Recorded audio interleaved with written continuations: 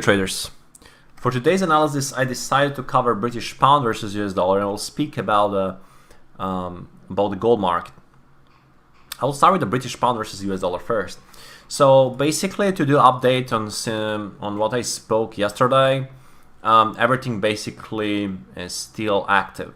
So pound versus US dollar, from my perspective, based on the 4-hour time frame, we completed A, B, C. I can also show you this like A, B, C upside correction, and we got a downside movement from there. Yesterday we got some buyer tried desperately to rebuy this, but sellers again took control today. So obviously there is a potential for this downside rotation, probably towards the, from my perspective, 1.3800 is also round number.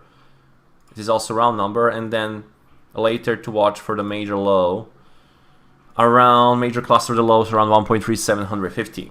The volume is not that great on the pound. We can also check on the futures market.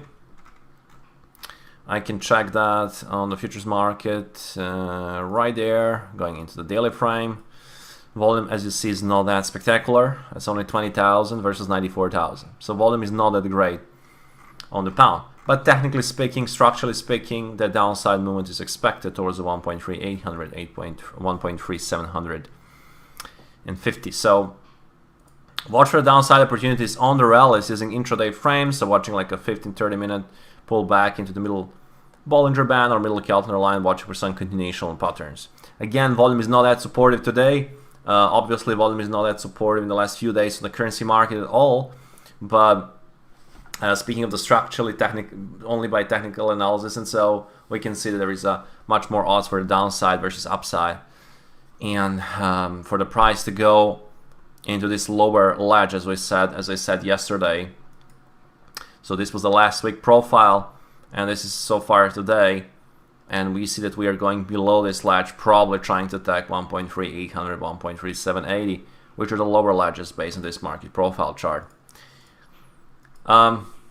Speaking of the gold market, basically everything is still same.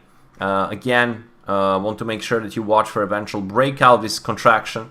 We have like a 4 days of contraction. Actually, this is a day 5 of contraction. So breakout to the downside, breakout of 1790. 1790 can lead us to 1750 eventually. Test of 1750, right? The breakout to the upside and increased volume can also lead us to breakout resistance at 1880 and can lead us eventually to the 1845. But for now, we can say volume is still very light and the contraction is still going up. So mark the consolidation, mark the top of this balance and the bottom of this balance, and watch for the breakout. I think that will be a great opportunity. Of course, if you watch for the breakout, and make sure that the breakout will happen on increased volume.